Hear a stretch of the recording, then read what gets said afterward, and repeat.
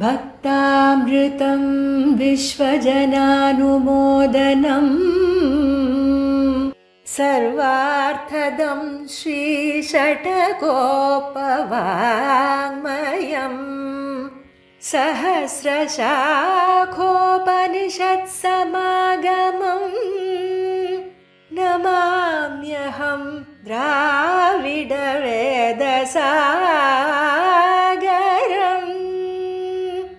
திருவழுதினாடென்னும் தென்குருகூரென்னும்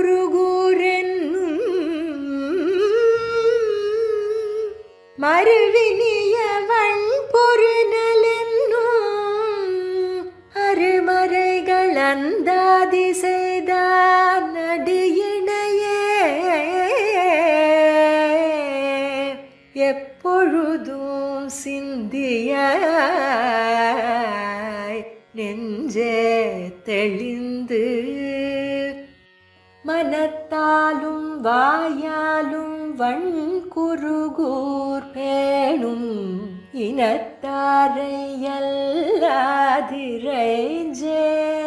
தனத்தாலும் ஏதும் குறைவிலேன் எந்தை சடகோபன் பாதங்கள் யாமுடைய பற்று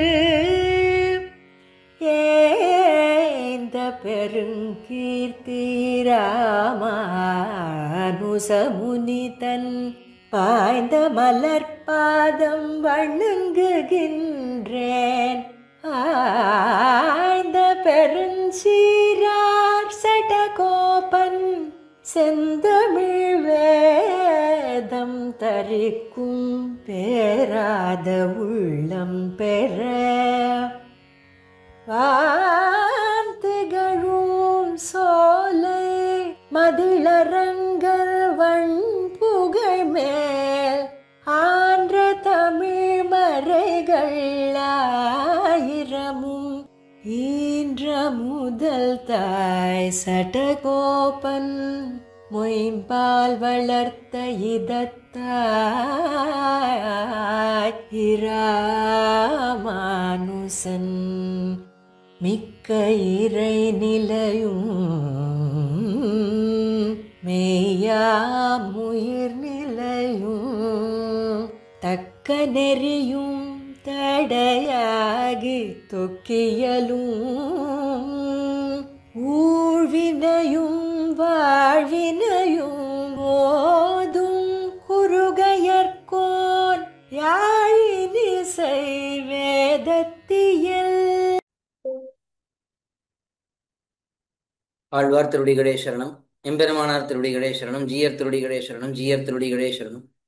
ஸ்ரீசைலேஷ தயாபாத்திரம் தீபக்தியாதி குணார்ணவம் யதீந்திர பிரவணம் வந்தே ரம்ய ஜாமாத்தரம் முனிம் ரம்ய ஜாமாத்ரி யோகீந்திர பாதரேகாமயம் சதா ததா யத்தாத்ம சத்தாதிம் ராமானுஜ முனிம் பஜே.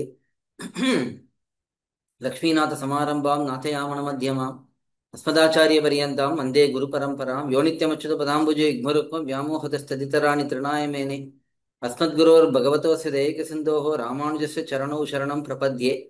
மாதாபிதா யுவதே ஸ்தனயாபூதி சர்வம் யதேவ நியமேன மதன்வயானாம் ஆத்யஸ்ய ந குலபதேர் குலாபிராமம் ஸ்ரீமத் ததங்கிரிகுடம் பிரணமாமி மூர்த்னா பூதம் ஜரஸ்ய மகதாஹ்பய பட்டநாத ஸ்ரீ பக்திசார குலசேகர யோகிவாஹான் பக்தாங்கிரேண பரகால யதீந்திர மிஸ்ரான் ஜிமத் பராங்குஷமணிம் பிரணதோஸ்மி நித்யம். பக்தாமிருதம் விஸ்வஜனானுமோதனம் சர்வார்த்ததம் ஸ்ரீ ஷடகோபவாங்மயம் சகசிர சாக்கோபனிஷத் சமாகமம் நமாமியகம் திராவிடவேத சாகரம். திருவழுதி நாடென்றும் தென்குருகூர் என்றும் மறுவினிய வன்பொருணர் என்றும் அருமரனந்தாதி செய்தான் அடியினே எப்பொழுதும் சிந்தியாய் நெஞ்சே தெளிந்து மனத்தாலும் வாயாலும் மண்குருகூர் பெண் மனத்தாரே அல்லாதிரைஞ்சேன் தனத்தாலும் ஏதும் குறைவிலேன் நெந்தே ஷடகோபன் பாதங்கள் யாமுடைய பத்து ஏய்ந்த பெருங்கீர்த்தி ராமானுசமுனிதன் வாய்ந்த மலர்பாதம் வணங்கியின்னேன் ஆய்ந்த பெருஞ்சீரா சடகோபன் செந்தமிழ் வேதம் தரிக்கும் பேராத உள்ளம் பெற வாந்திகளும் சோலை மதிலரங்கர் மண்புகள் மேல் ஆண்ட தமிழ்மறைகள் ஆயிரமும் இன்னும் முதத்தாய் ஷடகோபன் மொயம்பால் வளர்த்த இதத்தாய் ராமானுசன் மிக்க இறை நிலையும் மெய்யாமயிர் நிலையும் தக்க நெறியும் தடையாகி தொக்கியலும் உள்வினையும் வாழ்வினையும் மோதும் குறுகையர்கோன் யாழினிசை வேதத்தியல்.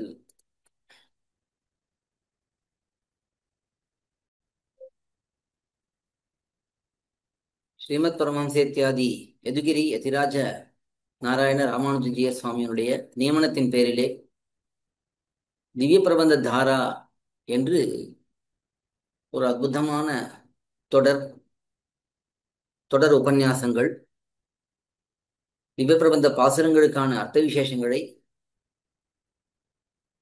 பலரும் தொடர்ந்து விளக்கி வருகிறார்கள். அதிலே இப்பொழுது அடியனுக்கு திருவாய்மொழியிலே 3ஆம் பத்து 5ஆம் பதிகம் மொய்மாம் பூம்பொழில் பொய்கை என்கிற ஒரு அழகான பதிகம். அந்த பதிகத்தை விண்ணப்பிக்க வேணும் என்று சுவாமியுடைய நியமனம். அதை சிறமேற்கொண்டு பெரியவர்களிடத்திலே கேட்ட அர்த்தங்களை காஞ்சி சுவாமி அருளியுள்ள திவ்யார்த்த தீபிகை வியாக்கியானத்தை கொண்டு இங்கே அடியேன் விண்ணப்பிக்கிறேன். மொய்மாம் பூம்பொழில் பொய்கை முதலை சிறைப்பட்டு நின்ற என்கிற இந்த பதிகம் மிக ஆச்சரியமான ஒரு பதிகம். எம்பெருமான் விஷயத்திலே ஈடுபட்டிருப்பவர்கள், அவனை நினைத்து பாடக்கூடியவர்கள், ஆடக்கூடியவர்கள், அவர்களை கொண்டாடும் விதத்திலேயும் அப்படி அல்லாதவர்களை நிந்திக்கும் விதத்திலேயும் இந்த திருவாய்மொழியிலே நம்மாழ்வார் பகவத் அனுபவத்தை பண்ணுகிறார். இந்த பதிகத்துக்கான முன்னுரை, அதை முதலிலே நாம் அனுபவிக்கலாம்.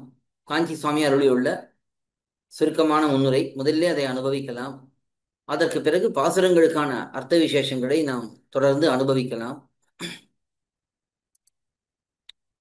முந்தின பதிகத்திலே ஆழ்வார் எம்பெருமானை மிகவும் ஆச்சரியமாக அனுபவித்தார். புகழ்நல் ஒருவன் என்கோ, பொருவில் சீர் பூமி என்கோ என்று எம்பெருமானுடைய வைபவத்தை மிகவும் ஆச்சரியமாக அனுபவித்து அதனாலே பெரிய ஆனந்தத்தை அடைந்தார். இந்த ஆனந்தத்தை அடைந்த ஆழ்வாரை தரிசித்த அடியார்கள் அவர்களும் அந்த ஆழ்வாருடைய பாவத்தை பெற்றார்கள். அவர்களுக்கும் பேரானந்தம் ஏற்பட்டது. அதனாலே அவர்கள் ஆடுவது பாடுவது என்று செய்ய தொடங்கினார்கள். இப்படி இருக்கக்கூடியவர்களை பார்த்த ஆழ்வார், இப்படி எம்பெருமான் விஷயத்திலே மிகவும் ஈடுபட்டு ஆடுகிறார்கள், பாடுகிறார்களே, இவர்களைப் போலவே எல்லாரும் இருக்கிறார்களா இந்த உலகத்திலே என்று ஆராய்ந்து பார்த்தால் ஏதோ ஒரு சிலரே இப்படி இருக்கிறார்கள். மற்றவர்கள் எல்லாம் உலக விஷயத்திலே ஈடுபட்டு எம்பெருமான் என்றால் என்ன என்று தெரியாமலே இருக்கிறார்கள். இல்லை, எம்பெருமான் என்று தெரிந்தாலும் அவனுடைய வைபவத்தை புரிந்து கொள்ளாமல் அதை கொண்டாடாமல் இருக்கிறார்கள். இப்படியெல்லாம் இருப்பவர்களை பார்த்து ஆழ்வார் நினைக்கிறார், யாரெல்லாம் ஈடுபடுகிறார்களோ எம்பெருமான் விஷயத்திலே அவர்களெல்லாம் கொண்டாடத் தகுந்தவர்கள், யாரெல்லாம் எம்பெருமான் விஷயத்தில் ஈடுபடவில்லையோ அவர்கள் நிந்திக்க தகுந்தவர்கள் என்று மிக அழகாக இந்த பதிகத்திலே அந்த அனுபவத்தை வெளியிடுகிறார். இந்த இடத்துல ஒரு கேள்வி வருகிறது. முன்னீர் ஞானம் படைத்த என் முகில்வண்ணனே என்கிற பதிகத்திலே அளவுக்கு அதிகமான துக்கத்தை ஆழ்வார் அனுபவித்தார். புகழுநல் ஒருவனிலே அளவு கடந்த ஆனந்தத்தை அனுபவித்தார். இந்த பதிகத்திலேயோ துக்கமும் இன்பமும் கலந்து கலந்து வருகிறது. ஆனா சாஸ்திரத்தில் என்ன சொல்லுகிறது என்றால், ஒருவன் நிலையான மனதோடு இருக்க வேணும். பெரிய கஷ்டம் வந்தால் துக்கப்படுவது, அதுக்கு மிக அதிகமாக துக்கப்படுவது என்றும், ஏதோ ஆனந்தம் வந்தால் அதற்காக மிகவும் துள்ளி குதிப்பது, இன்பப்படுவது என்றும் இருக்கக்கூடாது என்றுதானே சாஸ்திரங்கள் சொல்லுகின்றன. ஆனா இங்கே ஆழ்வார் அப்படி இல்லையே. இவ்வளவு துக்கத்தை அனுபவிக்கிறார் முன்னீர் ஞானம் படைத்தங்கிற பதியத்திலே, இப்பொழுது இவ்வளவு இன்பத்தை அனுபவிக்கிறார் புகழுநல் ஒருவன் என்பதிலேயும் இந்த பதிகத்திலேயும். அதே போல இந்த பதிகத்திலே எம்பெருமானை விரும்பாதவர்களை பார்த்து மிகவும் துன்பப்படுகிறார், வருந்துகிறார், நிந்திக்கிறார். இதெல்லாம் ஸ்ரீபாஷ்யம் போன்ற கிரந்தங்களிலே எம்பெருமானாராலே கூட எடுத்து காட்டப்பட்டிருக்கிறதே. நாம் மிகவும் வருத்தமும் படக்கூடாது, மிகவும் ஆனந்தமும் படக்கூடாது என்றெல்லாம் சொல்லப்பட்டிருக்கிறதே. ஆனா இங்கே இவ்வளவு ஆனந்தத்தையும் இவ்வளவு துன்பத்தையும் இன்பத் துன்பங்களை இவ்வளவு அனுபவிக்கிறாரே ஆழ்வார், இதெல்லாம் பொறுக்குமா? இது சரியா? உயர்ந்த ஞானிக்கு இதெல்லாம் நல்ல தன்மையா என்று கேட்டுக்கொண்டு முதலிலே அதுக்கு ஒரு விளக்கம் கொடுக்கிறார்.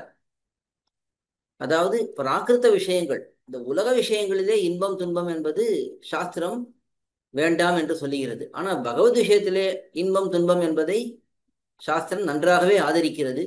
இன்னும் சொல்ல போனால் பரமபதத்துக்கு போனா கூட அங்கே நாம் ஆனந்தமாக இருக்கிறோம், எம்பெருமானுக்கு நாம் அன்னமாக இருக்கிறோம், நாம் அந்த எம்பெருமானை அன்னமாக அனுபவிக்கிறோம், உணவாக எம்பெருமானுக்கு நாம் இருக்கிறோம், அந்த எம்பெருமான் நம்மை அனுபவித்து அதனாலே ஒரு ஆனந்தம் அவனுக்கு ஏற்பட்டால் அந்த ஆனந்தத்தை பார்த்து ரசிப்பவர்களாக நாம் இருக்கிறோம் என்றெல்லாம் பரமபதத்திலே போனா கூட இப்படித்தான் இருக்கிறது. ஆக இது பகவத் விஷயத்திலே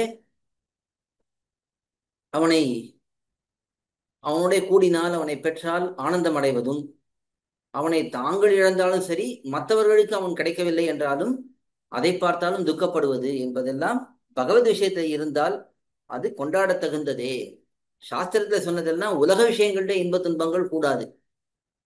எம்பெருமான் கூட கீதையில மாத்ரா ஸ்பர்ஷாஸ்து கௌந்தேய சுகதுக்க சீதோஷ்ண என்றெல்லாம் எம்பெருமான் எடுத்து காட்டுகிறான். வெப்பத்தையும் குளிர்ச்சியையும் ஒன்றாக பார்க்க வேணும், சுகத்தையும் துக்கத்தையும் ஒன்றாக பார்க்க வேண்டும் என்றெல்லாம் எம்பெருமான் தானே காட்டியிருக்கிறான். அப்படி இருந்தாலும் அதெல்லாம் லௌகிக விஷயங்களிலே. பகவத் விஷயத்திலே வரும்பொழுது எம்பெருமானை பிரிந்தால் துக்கம், எம்பெருமானுடைய கூடினால் இன்பம் என்று இருப்பது அது பொருத்தமானதே. அதுவும் எம்பெருமானுடைய அந்த குணானுபவம் அதிகமாக ஒருத்தருக்கு கிடைத்தது என்றால் அவர்கள் நின்ன இடத்துல நிற்க முடியாமல் ஆடுவது பாடுவது இதெல்லாம் நாம் நன்றாக பார்த்து அனுபவிக்கிறோம். பல அடியார்கள் இன்னைக்கும் அப்படியெல்லாம் இருக்கிறார்கள்.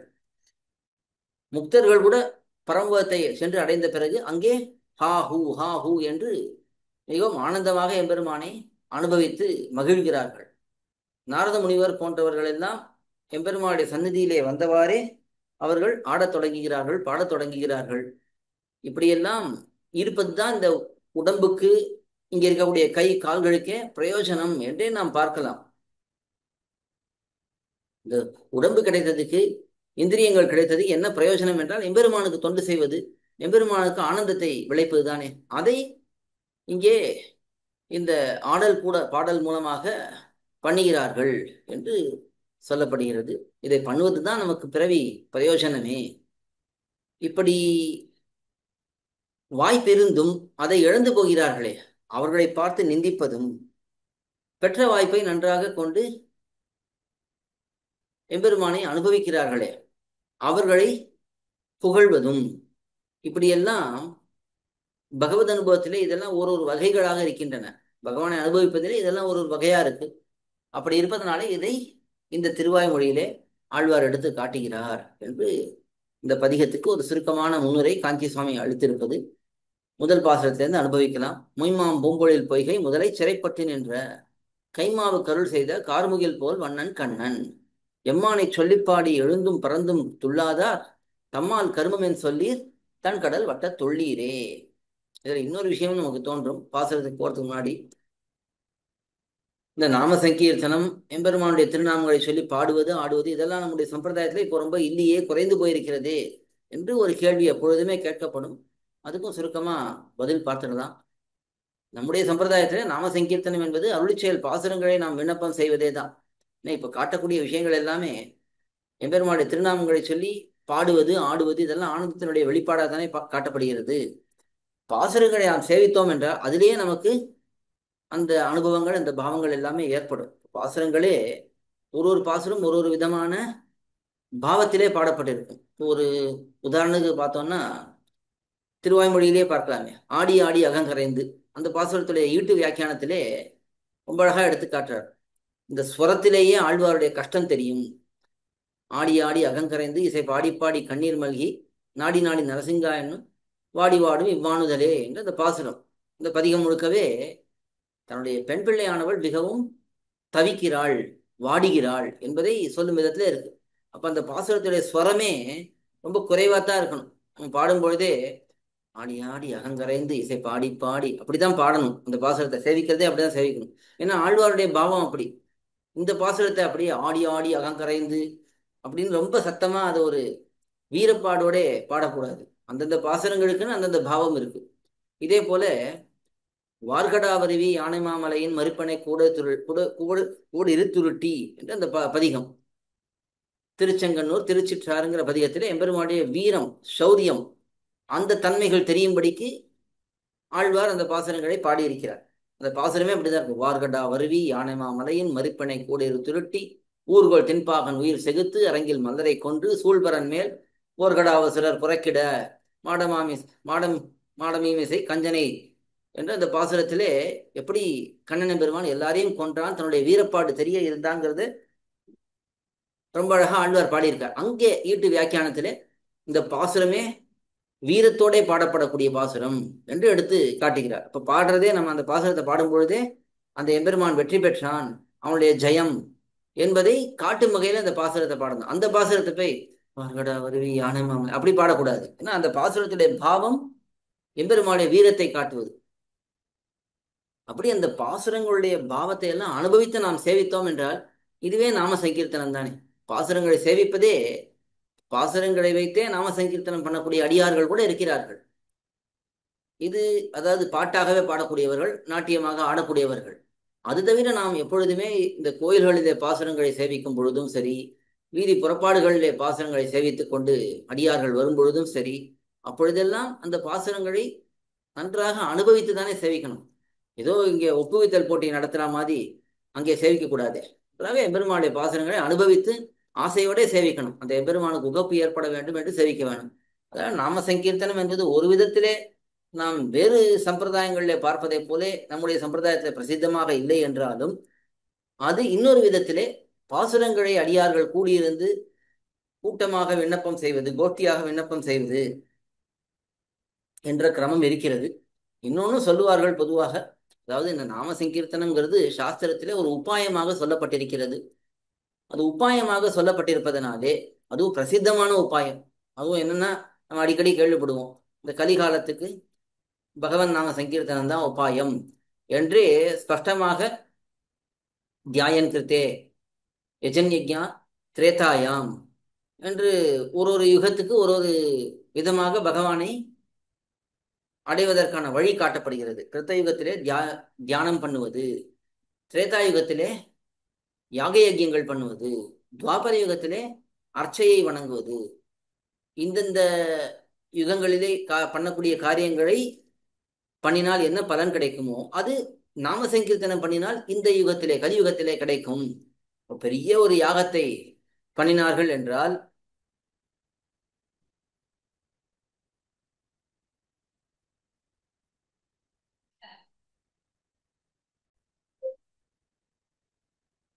அதே பலன், பெரிய யாகியங்களை பண்ணுவதனால என்ன பலன் கிடைக்கிறதோ அதே பலன் நாம சங்கீர்த்தனம் பண்ணினாலே கிடைக்கும் என்று சொல்லப்படுகிறது.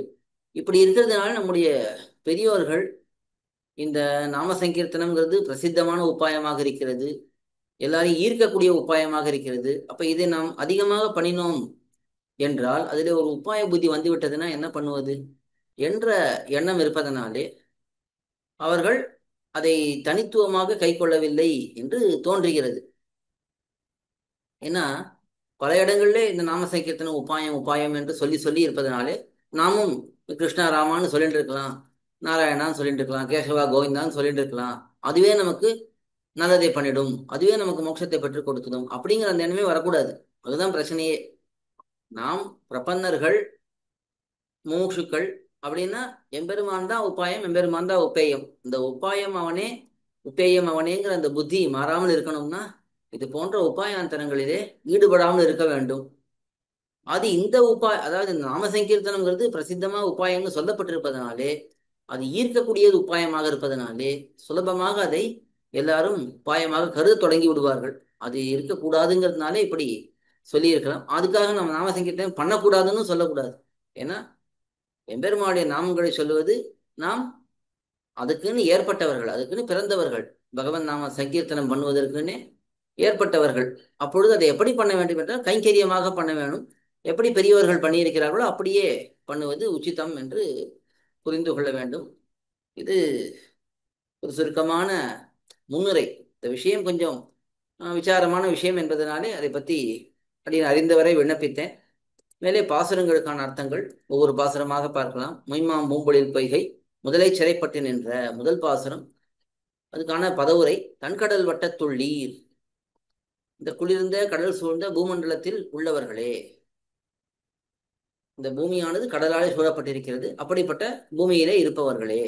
மொய் நெருங்கின, மா பெரிய, பூம்பொழில் பூஞ்சோலைகளை உடைய,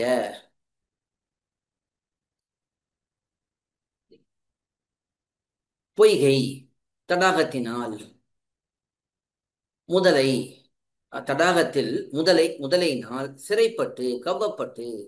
நல்ல ஒரு தடாகம் இருக்கிறது, ஒரு பெரிய மலை மேல இருக்கக்கூடிய தடாகம் என்று சொல்லுவார்கள்.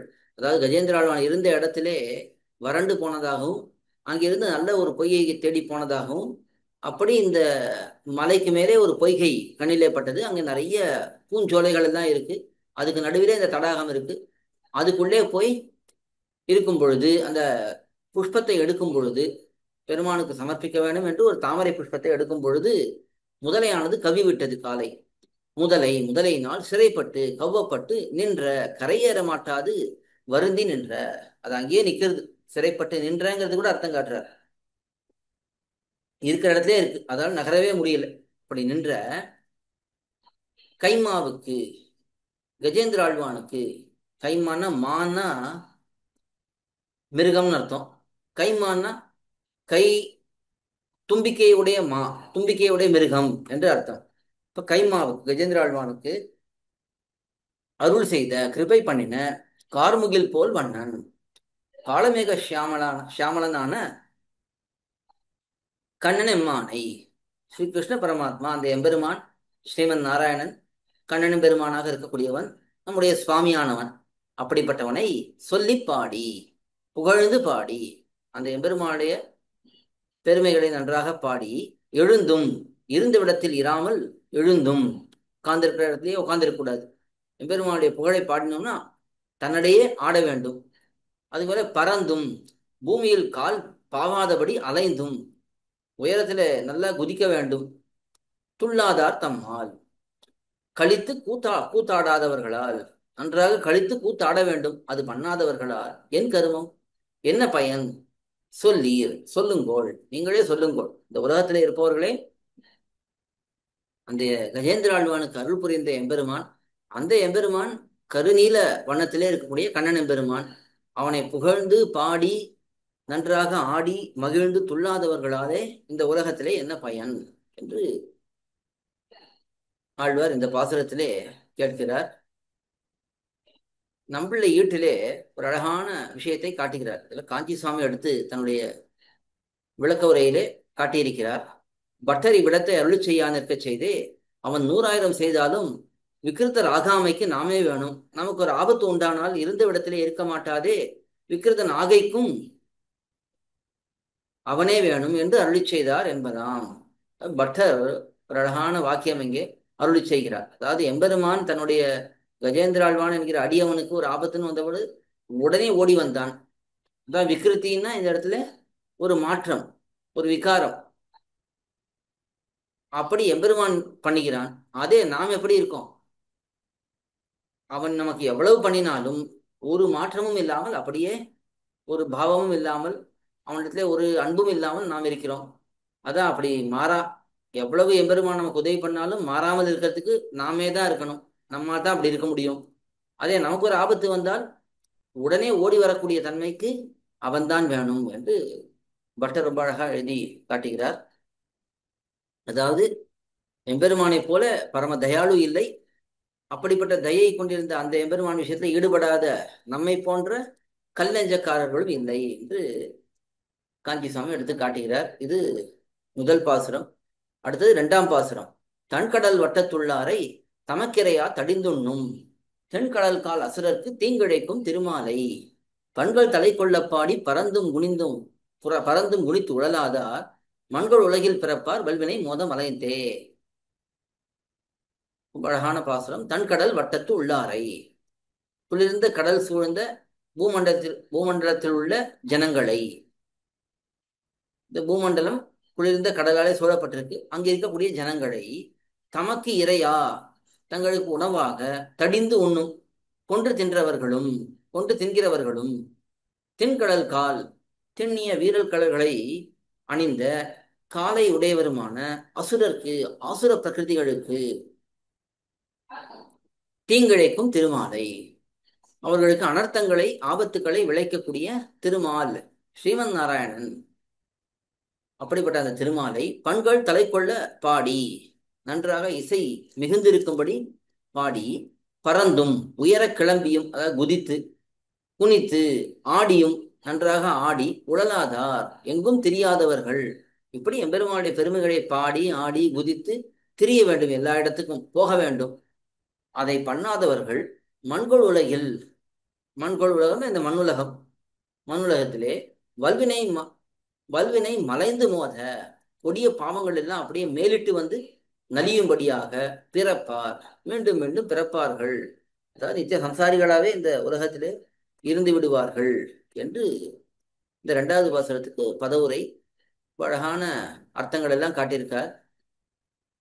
அசுரர்க்கு என்று இங்கே இந்த பாசுரத்துல இருக்கு. அசுரர்க்கு தீங்கிழைக்கும் திருமாலை. அசுரர்கள்னா யாருன்னா அசுர குலத்தில பிறந்தவர்கள் மட்டும் அசுரம் இல்லை, அசுரத்தன்மை உடையவர்கள் எல்லாருமே அசுரர்கள் தான். அப்படி ஆசுர பிரகிருதிகளுக்குன்னா அசுர தன்மையை உடையவர்களுக்குன்னு அர்த்தம். இங்கே தீங்கிழைக்கும் திருமாலைன்னு சொல்லும் பொழுது இந்த இடத்துல ரொம்ப அழகா அர்த்தம் காட்டுறார். ஏன் இங்க ஆழ்வார் திருமாலைன்னு சொல்லியிருக்கார்? அடியார்களை ரட்சிக்கும் போது திருமால் வேணும், அதாவது பிராட்டியோட கூடின எம்பெருமான், அந்த எம்பெருமான் தான் ரட்சிக்க முடியும். பிராட்டி புரஸ்காரமாக இருப்பாள், அவன் உப்பாயமாக இருப்பான். அப்படி இருக்க அடியார்கள் அல்லாதவர்களை தண்டிக்கும் பொழுது எதுக்கு திருமால் வேணும்? வெறும் நாராயணனே போருமே என்றால், இல்லை இல்லை, இவர்கள் அடியார்கள் விஷயத்திலே எவ்வளவு தப்பு பண்ணுகிறார்கள் என்பதை பார்த்து எல்லாரிடத்திலையும் கருணையை காட்ட பிராட்டியே இவர்களை தண்டிக்கும்படி தூண்டுகிறாள். திருமால் இந்த இடத்துல பிராட்டியே அவனை எம்பெருமானை தூண்டுகிறாள் என்பதை எடுத்து காட்டுகிறார். இது இரண்டாவது பாசுரம்.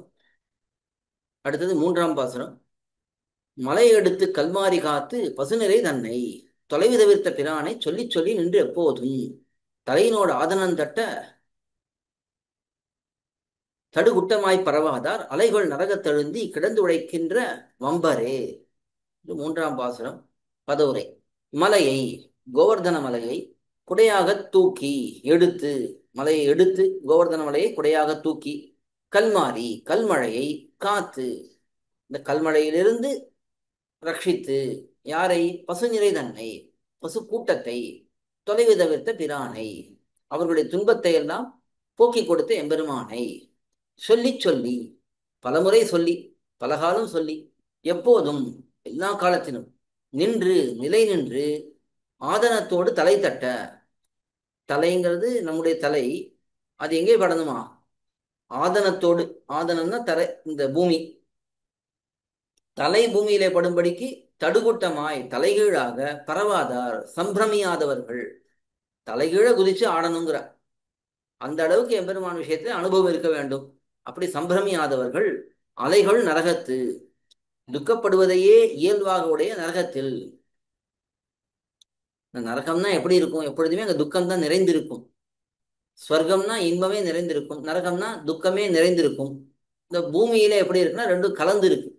அப்படிப்பட்ட நரகத்தில் அழுந்தி கிடந்து அழுந்தி இருந்து உழைக்கின்ற வருந்துகின்ற வம்பர் வீணராவர். வம்பர்னா வீணர், பிரயோஜனமற்றவர்கள். அவர்கள் எங்க இருப்பார்கள்? நரகத்திலே போய் எப்பொழுதும் கஷ்டப்படுவார்கள். எம்பெருமானுடைய பெருமைகளை கேட்டும் ஆடாமல் பாடாமல் இருப்பவர்கள் அப்படியே நரகத்துக்கே போயிடுவார்கள் என்று காட்டுகிறார்.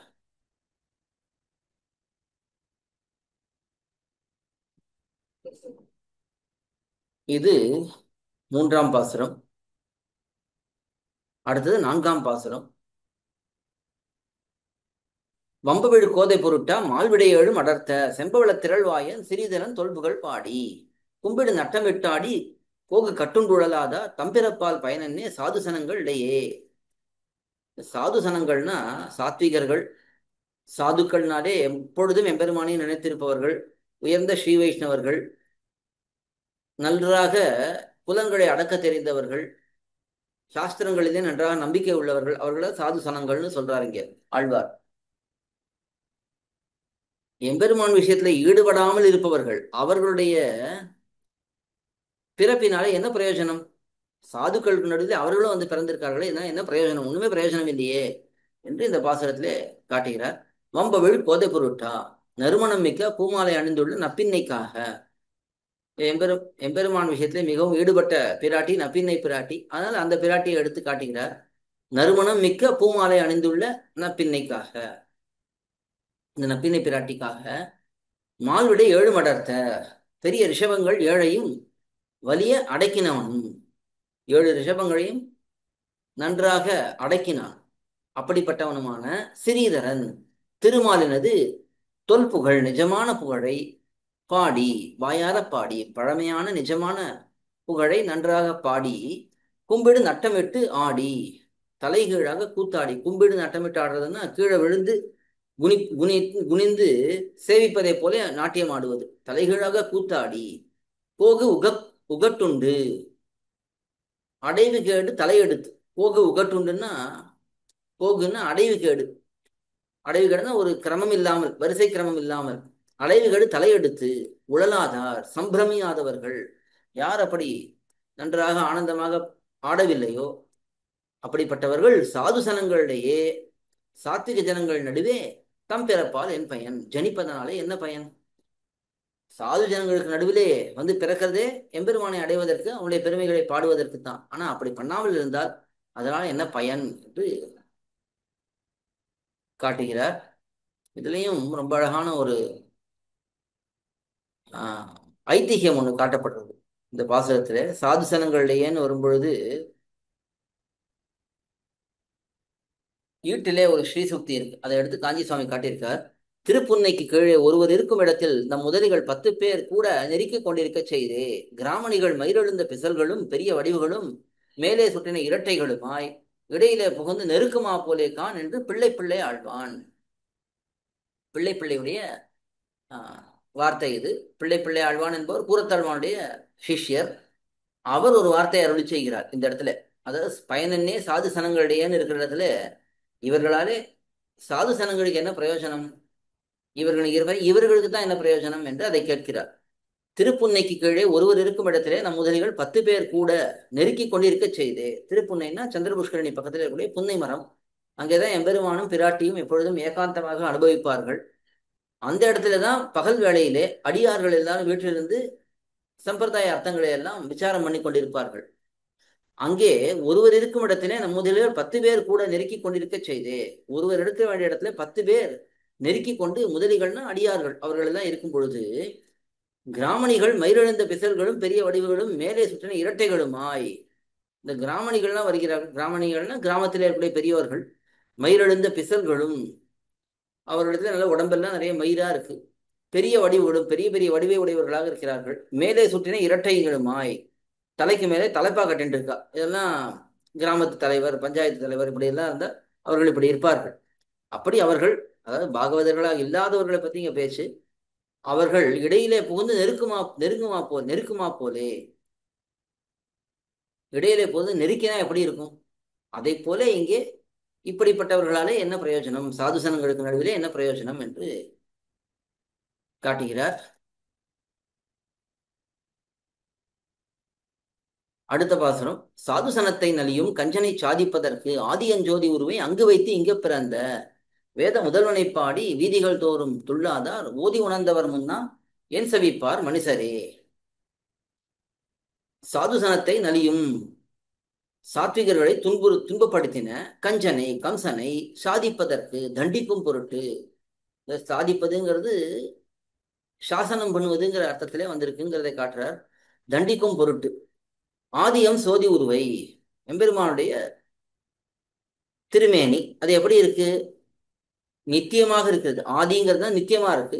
அம்ங்கிறதுனாலே அழகாக இருக்கிறது. அப்படிப்பட்ட சோதி உருவை, நன்றாக தேஜோ ரூபமான திருவுருவை. எம்பெருமானுடைய திருமேனி எப்படி இருக்குன்னா தேஜஸ் ஒளி வடிவமாகவே இருக்கிறது. அந்த திருவுருவை அங்கு வைத்து இங்கு பிறந்த, பரமபதத்தில் உள்ளபடியே ஸ்வீகரித்து கொண்டு இந்நிலத்தில் வந்து பிறந்தவனும். அங்கு வைத்து இங்கு பிறந்தங்கிறதுக்கு சில பேர் தப்பா அர்த்தம் சொல்லுவார். அங்க ஒரு விதமா இருக்கு, அதை வச்சுட்டு இங்கு வந்து வேறு விதமாக பிறந்தான் என்று சொல்லுவார்கள். அப்படி இல்லை. அங்கன்னா இந்த இடத்துல பரமபதத்தில் உள்ளபடியே ஸ்வீகரித்து கொண்டு அங்கே எப்படி திருமேனி இருக்கோ அதே போல எம்பெருமான் இங்கே திருமேனிகள் எடுத்துக்கொள்கிறான். இதை ஸ்வீகரித்துக் கொண்டு இந்நிலத்தில் வந்து பிறந்தவனும், இந்த பூமியிலே வந்து பிறந்தவனும், வேதம் முதல்வனை. அப்படிப்பட்டவன் யாரு? வேதம் முதல்வன். வேதங்களினாலே மூலப்பொருள் என்று ஓதப்படுபவனான எம்பெருமானை. இந்த வேதங்களிலேயே எம்பெருமான் தான் மூலப்பொருள் என்று சொல்லப்படுகிறான். அவனிடத்துல தான் எல்லாமே தோன்றுகின்றன. அப்படிப்பட்ட எம்பெருமானை பாடி நன்றாக வாயார பாடிக்கொண்டு வீ வீதிகள் தோறும், எல்லா வீதிகளிலும், ஒரு வீதி விடாமல் எல்லா வீதிகளிலும் துள்ளாதார் கழித்து திரியாதவர்கள், இப்படி பாசுரங்களை பாடிக்கொண்டே பஜனைகளை பாடிக்கொண்டே எல்லா இடமும் போயிட்டு வருகிறார்கள். அப்படி தெரியாதவர்கள் ஓதி உணர்ந்தவர் முன்னா. நன்றாக சாஸ்திரங்களை ஓதி நன்கறிந்த மகா ஞானிகள் அவர்கள் முதல் கொண்டு எப்படிப்பட்ட வித்வான்களாக இருந்தாலும் ஏன் சபிப்பார்? அவர்கள் ஜபம் செய்வது என்னோ? அவர்கள் என்னென்ன ஜபம் பண்ணுவார்கள்? அந்த எம்பெருமான் விஷயத்துல ஈடுபட்டு துள்ளாமல் என்னன்னு அவர்கள் ஜபம் பண்ணுவார்கள் என்று இந்த பாசுரத்திலே கேட்கிறார்.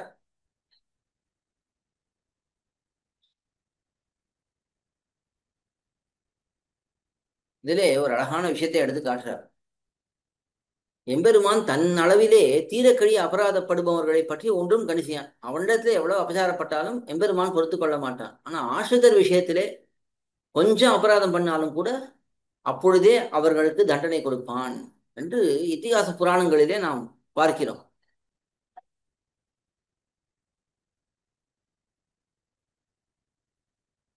அதே போல இங்கேயும் இந்த பாசுரத்திலையும் இந்த புராண பிரசித்தமான அர்த்தம், அதாவது அடியார்களுக்கு ஒரு கஷ்டம் என்றால்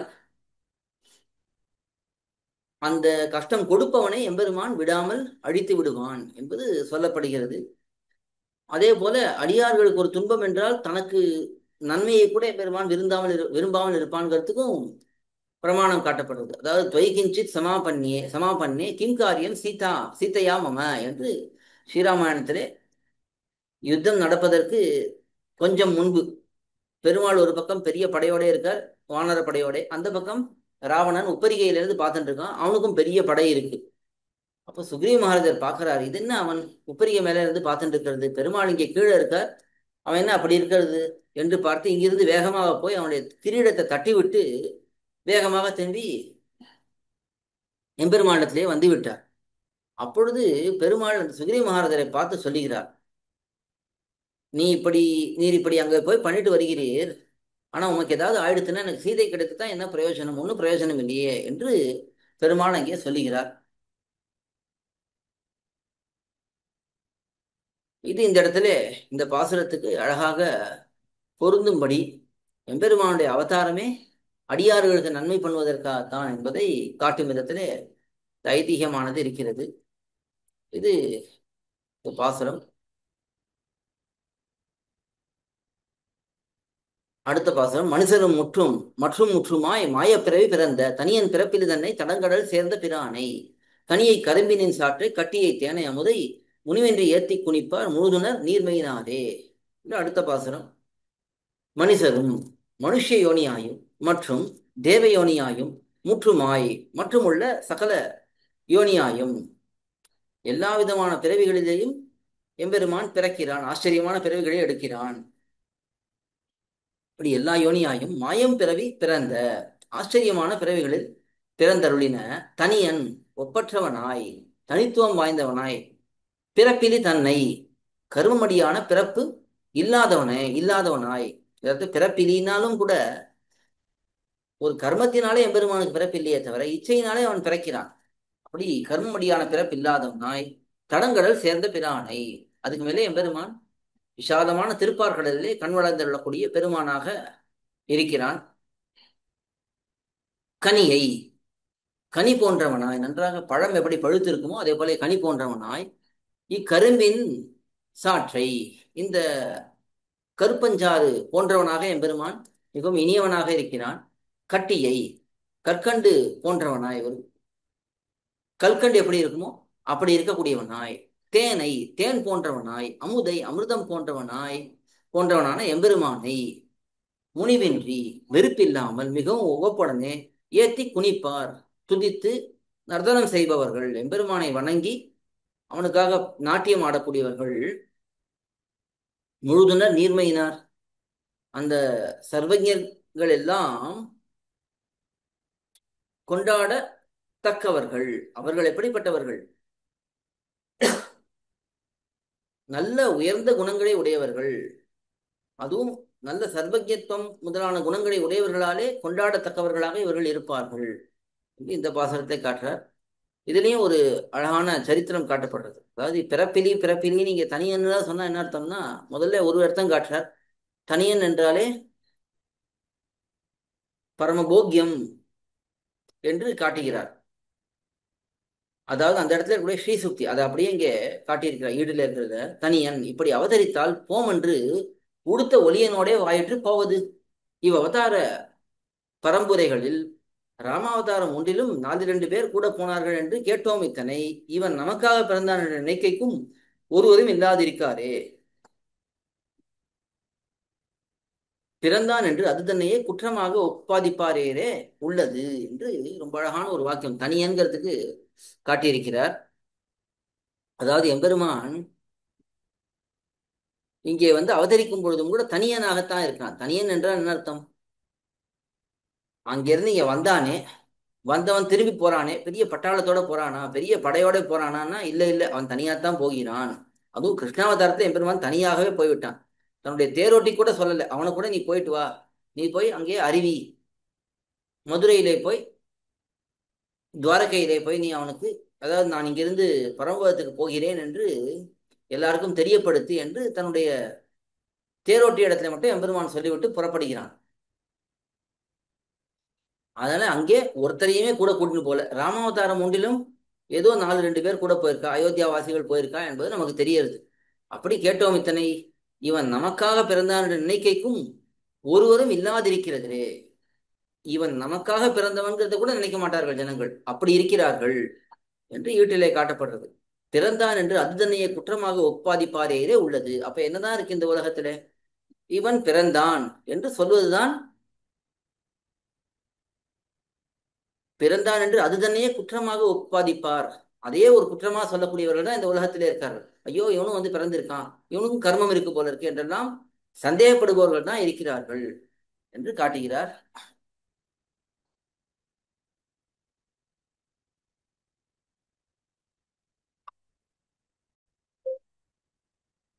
அடுத்த பாசனம்.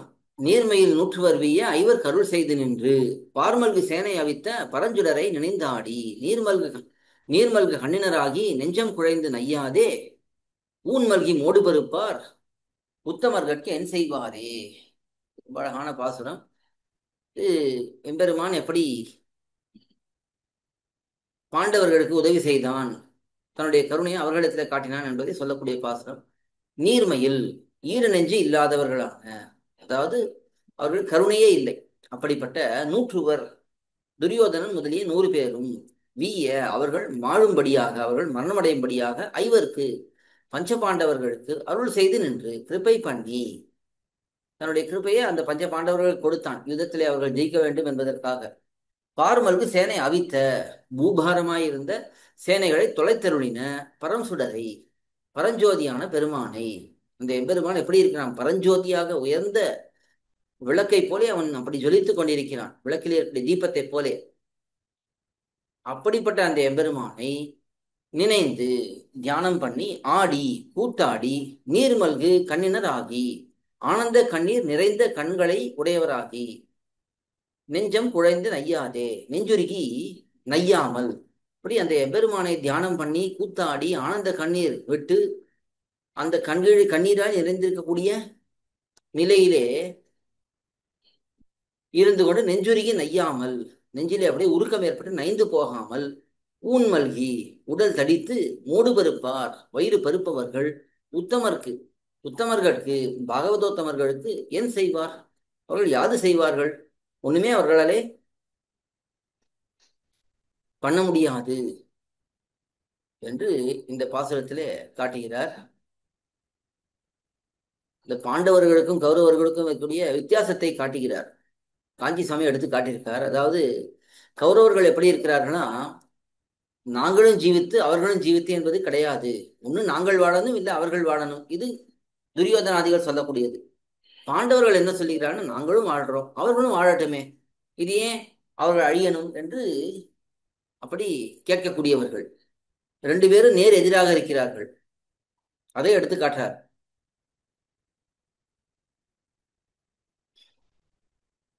அவர்கள் அந்த துரியோதனாவை சொல்லுகிறார்கள், ஒரு இடம் கூட அவர்கள் கொடுக்க மாட்டோம், ஊசி முனை இடம் கூட கொடுக்க மாட்டோம் என்று சொல்லுகிறார்கள். அப்படி சொன்னதுனால என்ன ஆயிடுத்து, இந்த யுத்தமானது ஏற்பட்டு விட்டது என்று அதை காட்டுகிறார். அந்த யுத்தம் ஏற்பட்டதுனால என்னாச்சு, பூமி பாரம் மொத்தமாக குறைக்கப்பட்டது என்று அதெல்லாம் எடுத்து சேர்த்து காட்டுகிறார். எம்பெருமானுடைய விஷயத்திலே ஆனந்த கண்ணீரோடே அவனை நினைத்து உருகி போகாமல் வெறும்ன உடல் தடித்து பருத்திருப்பவர்கள், வயிறு பருத்திருப்பவர்கள், அவர்களாலே இந்த பாகவதோத்தமர்களுக்கு என்ன பிரயோஜனம், ஒரு பிரயோஜனம் இல்லையே அவர்களாலே என்று காட்டுகிறார்.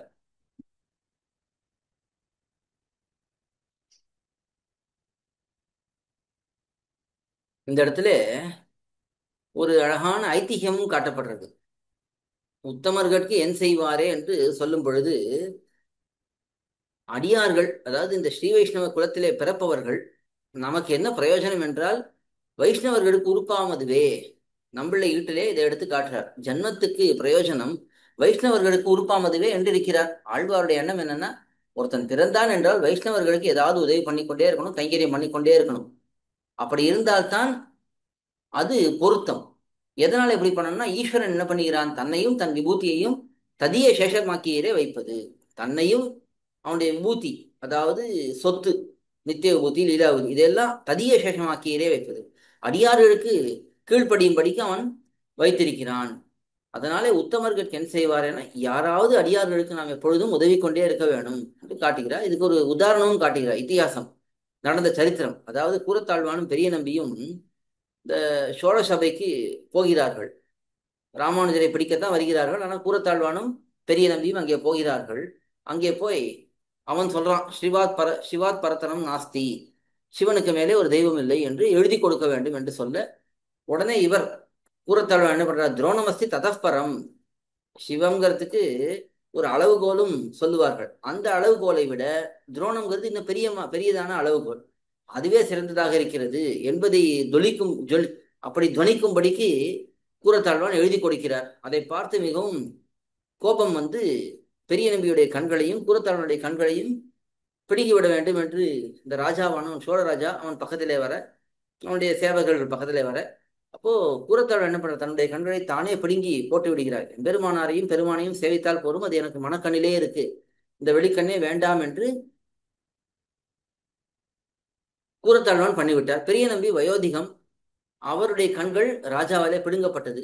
அப்போ பெரிய நம்பியை அழைத்து கொண்டு அத்துழாயும் கூரத்தாழ்வானும் வந்து கொண்டிருக்கிறார் காட்டு மார்க்கத்திலே. ஸ்ரீரங்கத்துக்கு கொஞ்சம் அருகிலே வந்திருக்கிறார்கள், இன்னும் போகணும், ஆனால் கொஞ்சம் அருகிலே வந்திருக்கிறார். அப்போ பெரிய நம்பி சொல்றார், எனக்கு இனிமே தாங்காது போல இருக்கு, அப்படியே இங்கிருந்து திருநாட்டுக்கு போக வேண்டியதான் என்று சொல்ல,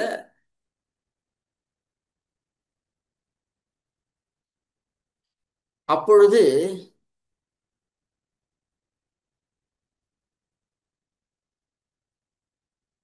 அப்பொழுது அங்கே என்ன தோன்றுகிறதுன்னா, ஒருவேளை ஸ்ரீரங்கத்து வரைக்கும் போயிடலாமே.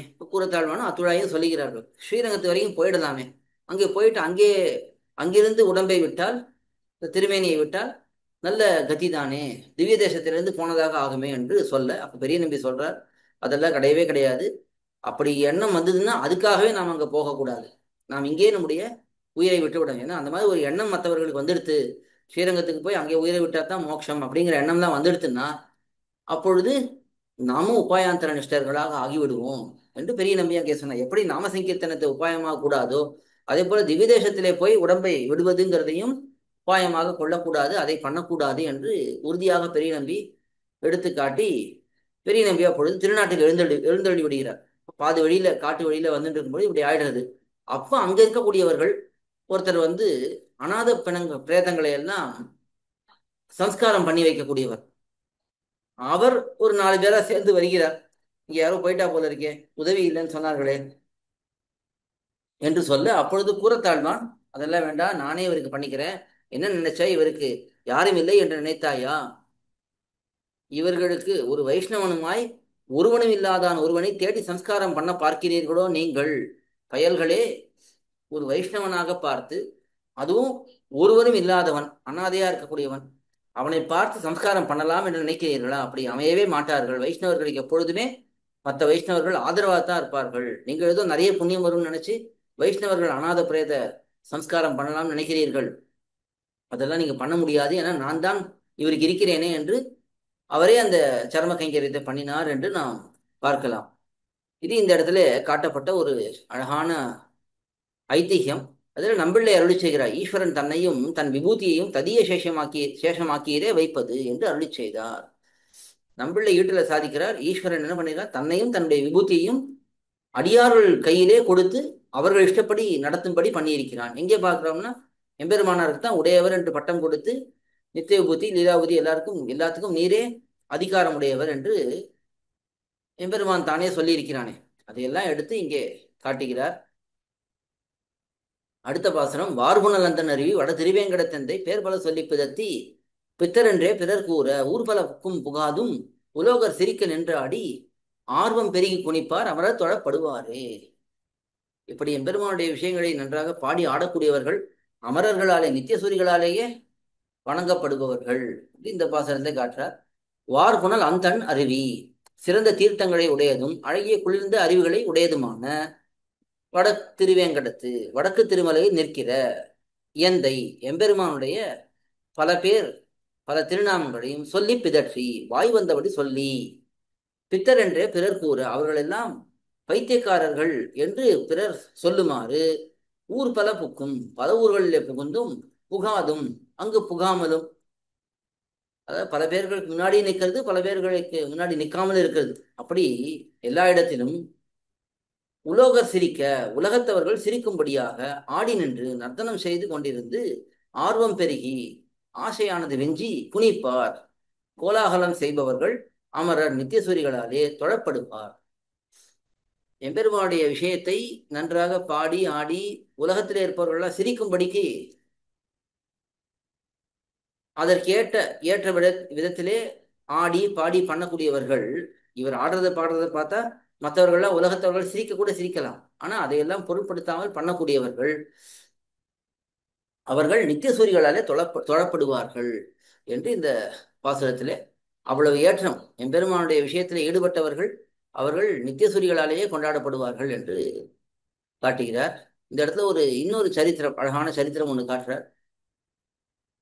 ஈட்டிலே காட்டப்பட்டுள்ளது. அதாவது மிளகாழ்வான் என்று ஒரு ஆச்சாரியர், அவர் மேல்நாட்டைச் சேர்ந்தவர், அதாவது திருநாராயணபுரம் அந்த பிராந்தியத்தைச் சேர்ந்தவர். அந்த மிளகாழ்வான் ஒரு தடவை ஒரு ராஜா நிறைய பேருக்கு தானம் கொடுக்கிறான், உயர்ந்த தானங்களை எல்லாம் கொடுக்கிறான், பரிசை எல்லாம் கொடுக்கிறான்னு கேள்விப்படுறார்.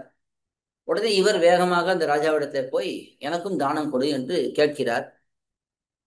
அப்பொழுது அந்த ராஜா சொல்றார், இல்லை இல்லை உமக்கு கொடுக்க முடியாது என்று சொல்லுகிறான். உடனே இவர் எதுக்காக அப்படி சொல்லுகிறீர், எனக்கு என்ன வேதம் தெரியாதா, இல்லை அருளிச்செயல் தான் தெரியாதா, ஏதாவது பாசுரம்னா கேளு, ஏதாவது வேதத்துல ஒரு வாக்கியம் சொல்லும் நான் சொல்றேன், எனக்கு ஏன் கொடுக்க மாட்டேங்கிறீர் என்று கேட்க, அப்பொழுது அந்த ராஜா சொல்லுகிறான், இல்லை இல்லை நாங்கள் வைஷ்ணவர்களுக்கு கொடுப்பதில்லை, நீர் வித்வான் தான் அதை ஒத்துக்கிறேன், ஆனா வைஷ்ணவர்களா இருப்பதான் கொடுப்பதில்லை என்று சொல்ல, உடனே அவர் மிளகாழ்வான் வெளியில வந்தாராம். தன்னுடைய வஸ்திரத்தை உத்தரியத்தை எடுத்து தூக்கி போட்டு ஆனந்த கூத்தாடினார். எதனால என்ன, இவன் என்ன வைஷ்ணவன் ஒத்துட்டான், மற்றவர்களே நம்மை வைஷ்ணவன் என்று ஒத்துக்கொண்டார்கள் என்றால் அது எவ்வளவு பெரிய பெருமை என்று இந்த இடத்துல மிளகாழ்வான் விஷயமாக ஒரு சரித்திரம். அதனால அவன் எனக்கு கொடுக்காதே நல்லதுதான், ஏன்னா நான் ஸ்ரீ வைஷ்ணவங்கிறதுனால அவன் கொடுக்கவில்லை, அது எனக்கு சந்தோஷத்தை கொடுக்கக்கூடியது என்று இந்த பாசுரத்திலே காட்டப்படுகிறது. இது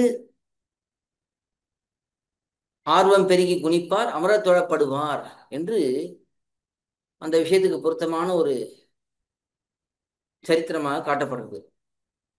எம்பெருமானிடத்திலே நமக்கு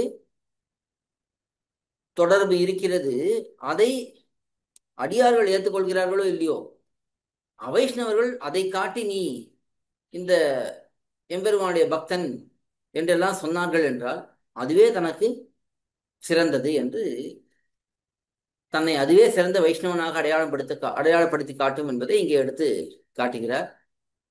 அடுத்த பாசனம், அமரத் தொழப்படுவானே அனைத்துலகுக்கும் பிரானே அமரவனத்தினுள் யோகமுணர்ந்து அவன் தன்னோடு ஒன்றாக அமரத் துணிய வல்லார் கொழிய அல்லாதவரெல்லாம் அவரன் நினைந்து எழுந்தாடி அலற்றுவதே கருமமே. இது அடுத்த பாசுரம். அமரர் நித்தியசூரிகளால் தொழப்படுவானை சேவிக்கப்படுகிறவனும் அனைத்து உலகுக்கும் பிரானை சகல லோகங்களுக்கும் சேஷியுமான சர்வேஸ்வரனை, எல்லா உலகங்களுக்கும் சேஷியாக இருக்கக்கூடிய சர்வேஸ்வரன் அவனை மனத்தினுள் அமர நெஞ்சிலே ஊன்றி இருக்கும்படி யோகுபுணர்ந்து யோகாபியாசத்தை பண்ணி அவன் முக்தி தசையிலே அவன் தன்னோடு ஒன்றாக அமர, அந்த எம்பெருமானுக்கு சமமாக இந்த ஆத்மவஸ்துவும் போய் எம்பெருமானுடைய மடியிலே அமர்கிறது. அப்படி அந்த முக்தி தசையிலே இவ் ஆத்மவஸ்து சமானம் என்னும்படியாக முக்தி தசையிலே முக்தி அடையும் பொழுது இந்த ஆத்மாவானவன் எம்பெருமானுக்கு சமமாக 8 குணங்களிலே இருக்கிறான். மொத்தமா இல்லை, 8 குணங்களிலே இருக்கிறான் என்னும்படியாக துணிய வல்லார்கள் ஒழிய, இப்படி கருதுமவர்களான கைவல்ய நிஷ்டர்களை தவிர அல்லாதவர் எல்லாம் மற்ற பேர்கள் எல்லாரும் அமர அனன்ய பிரயோஜனராய் கொண்டு நினைந்து எழுந்து ஆடி அந்த எம்பெருமானை நெஞ்சிலே எப்பொழுதும் அனுசந்தித்து எங்கும் பறந்து கூத்தாடி அலற்றுவதே, துதிகளை பிதற்றுவதே கருமம் செய்ய உரியது. இப்படி அனன்ய பிரயோஜனர்களாக இருந்து கொண்டு எம்பெருமானுடைய ஸ்தோத்திரங்களை பண்ணுவதே வாய்ப்படைத்த பிரயோஜனம் என்பதை இந்த பாசுரத்திலே காட்டியிருக்கார். கைவல்ய புருஷார்த்தத்தில் ஊன்றியிருப்பவர்கள், இந்த கைவல்ய புருஷார்த்தத்திலே ஊன்றியிருப்பவர்கள் தான் எம்பெருமானுக்கு அருகிலே வராமல் கைவல்யத்தை ஆசைப்பட்டு அங்கே போகிறார்கள். அவர்களை தவிர மற்ற எல்லாருமே எம்பெருமானை விரும்பி வந்து அடைய பார்க்கிறார்கள் என்று இந்த பாசுரத்தில் சொல்லப்படுறது.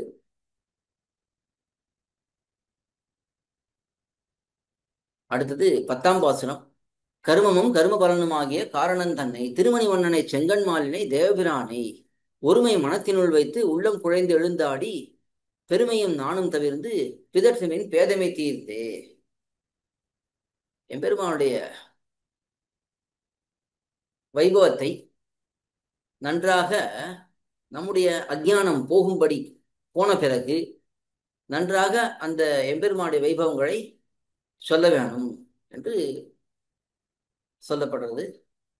கர்மமும் சாதன ரூபமான கர்மங்களும் உபாயங்கள், கர்மயோகம் போன்ற உபாயங்கள், கர்ம பலனும் அக்கர்மங்களாலே சாதிக்கப்படும் பலன்களும், கர்மயோகத்தை பண்ணா இந்த பிரயோஜனம், ஞான யோகத்தை பண்ணா இந்த பிரயோஜனம் என்று அதுக்கான பலன்கள், இந்த பலன்களும் ஆகிய தான் இட்ட வழக்காம்படி உள்ள காரணன் தன்னை ஜெகத்காரண பூதனும் திருமணிவண்ணனை அழகிய மணி போன்ற வடிவை உடையவனும் செம்கண் செந்தாமரை கண்களை உடையவனும் மாலினை ஆசிரித வாத்சல்யமே வடிவெடுத்தவனும் தேவபிரானை தேவர்க்கு பிரானுமான எம்பெருமானை. இப்படி எம்பெருமான் எப்படி இருக்கிறான்? எல்லா கர்மங்களுடைய பலன்களும் தான் இட்ட வழக்காம்படி இருக்கிறான். ஜெகத்காரண பூத்தனாக இருக்கிறான். அழகான மணி போன்ற வடிவழகை உடையவனாக இருக்கிறான். செந்தாமரை கண்களை உடையவனாக இருக்கிறான். அடியார்கள் விஷயத்திலே வாத்சல்யம் என்கிற குணம் மிக உயர்ந்த குணம், குற்றங்களை பார்க்காமல் இருப்பது. அந்த ஆசிரித வாத்சல்யமே வடிவெடுத்தவனும் தேவர்களுக்கு பிரானுமான எம்பெருமானை உபாய உபேயங்களில் ஒருமை பேதம் பிறவாதபடி ஒருமைப்பட அந்த செங்கன்மாலினை தேவபிரானை அந்த எம்பெருமானை ஒருமை உபாய உபேயங்களில் பேதம் பிறவாதபடி, உபாயம் வேறு உபேயம் வேறு என்று இல்லாதபடிக்கு மனத்தினுள் வைத்து, அதை மனதிலே நன்றாக வைத்து உள்ளம் குழைந்து நன்றாக மனசு உருகி பெருமையும் நானும் தவிர்ந்து அகங்காரமும் வெட்கமும் இன்றிக்கே, அகங்காரம் உண்டு வெட்கம் உண்டு இதெல்லாம் இல்லாமல் எழுந்து ஆடி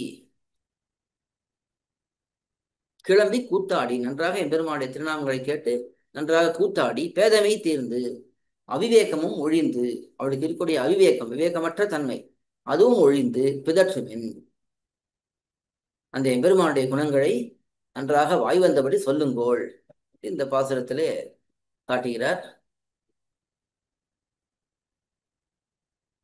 பிரயோஜனாந்தரம் இருக்கக்கூடாதுங்கிறத ஈடு வியாக்கியானத்தை ரொம்ப அழகா எடுத்து காட்டியிருக்கு. ஒரு பிரயோஜனத்துக்காக அன்றிக்கே நெஞ்சிலே இருக்கைதானே பிரயோஜனமாக என்று நெஞ்சிலே வைத்துங்கிறது ஈட்டிலே இருக்கக்கூடிய அந்த ஒரு ஸ்ரீசுக்தி அதை எடுத்து காட்டியிருக்கார். ஒருமை மனத்தினுள் வைத்துனா நன்றாக நெஞ்சிலே வைத்து, எதுக்காக? ஒரு பிரயோஜனத்துக்காக அன்றிக்கே, ஒரு பிரயோஜனத்துக்காக இல்லை இங்க, அதுக்கு இல்லாமல் நெஞ்சிலே இருக்கைதானே பிரயோஜனமாக நெஞ்சிலே வைத்து, அந்த எம்பெருமான் நெஞ்சிலே இருக்கிறதே நமக்கு பிரயோஜனம் என்று அந்த விதத்திலே நெஞ்சிலே வைத்து என்று காட்டுகிறார். இது 10ஆம் பாசுரம்.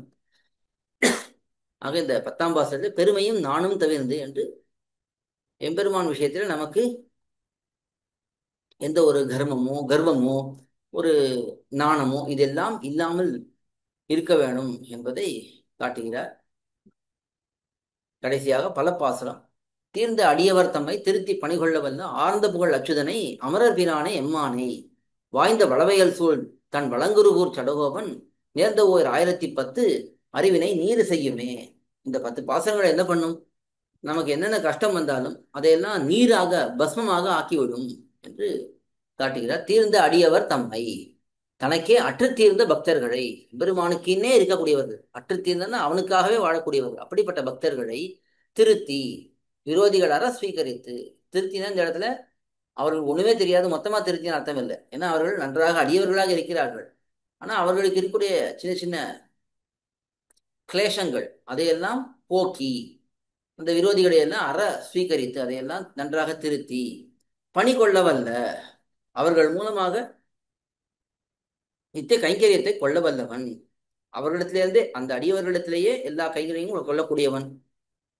அப்படிப்பட்டவனும் ஆர்ந்த புகழ் அச்சுதனை, நிறைந்த புகழை உடையவன், அதுக்கு மேலே அச்சுதன் என்னும் திருநாமத்தை உடையவன்.